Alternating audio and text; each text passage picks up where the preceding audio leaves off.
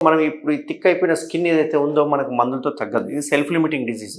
మనం మందులు వాడినా వాడకపోయినా తగ్గుతుంది. కానీ తగ్గినప్పుడల్లా చర్మం దగ్గరికైపోతుంది. అండ్ రిపీటెడ్‌గా మళ్ళీ వస్తుంది. ఒక 15 రోజులు, 1 మంత్ బావుంటుంది.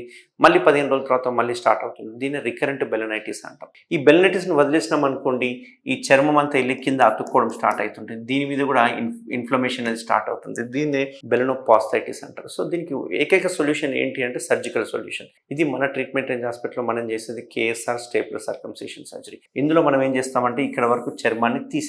పర్మనెంట్‌గా తీసేస్తాం. సో, తీసిన వల్ల ఈ చర్మం అనేది ఇట్లా వెనక్కి వస్తుంది కాబట్టి ఇక్కడ మనకు పిన్స్ అనేవి పడతాయి. సో, ఇది బై డిఫాల్ట్ మనకు ఓపెన్‌గానే ఉంటుందన్నట్టు. అంటే మామూలుగా ముస్లిమ్స్ చేయించుకుంటుంటారు కదా! వాళ్ళలో ఉన్నట్టుగా అది ఓపెన్‌గానే ఉంటుంది. ఓపెన్‌గా ఉండడం వల్ల దాని మీద స్కిన్ అనేది రాదు కాబట్టి ఇట్లాంటి బెలనైటిస్ గాని, బెల్లోపారాస్థైటిస్ అని వచ్చే అవకాశాలు జీవితాంతం ఉండదు. సో, మళ్ళీ ఇక్కడ అందరికి చాలా మంది డౌట్లు ఏందంటే స్కిన్ తీసేసాక మళ్ళీ 1 మంత్ తర్వాత 1 ఇయర్ తర్వాత స్కిన్ పెరుగుతుందని అనుకుంటుంటారు. బట్ అక్కడ స్కిన్ ఎప్పటికీ పెరగదు. సో, ఇది ఒకసారి పర్మనెంట్‌గా తీసేస్తే లైఫ్ లాంగ్ దీంతో ఈ బెలనైటిస్‌తో గానీ, లేకపోతే షుగర్ వలన వచ్చే ఈ సింప్టమ్స్ కానీ ఇవి రావు ఫ్యూచర్‌లో. సో, ఇది తీసేస్తాము. ఇక్కడ పిన్స్ ఏవైతే ఉన్నాయో ఈ పిన్స్ ఒక 10-12 డేస్‌లో ఆటోమేటిక్‌గా పడిపోతూ ఉంటాయి. జస్ట్ అంగస్తమన కాకుండా చూసుకోవాలి ఒక 10-15 రోజులు. అండ్ మోస్ట్ ఇంపార్టెంట్ కలవకూడదు. నో ఇంటర్‌కోర్స్ అట్‌లీస్ట్ 1 మంత్ వరకైనా. అండ్ దీనికి ఇంపార్టెంట్ ఏంటంటే ఇక్కడ ఈ స్టేప్లర్ వాడడం వల్ల ఇది just 5 minutes procedure. Half an అవర్‌లో డిశ్చార్జ్ చేయడం జరుగుతుంది. దీనిలో ఎటువంటి డ్రెస్సింగ్స్ అవసరం లేదు. ఎటువంటి పథ్యం అవసరం లేదు. ఎటువంటి బెడ్ రెస్ట్ అవసరం లేదు.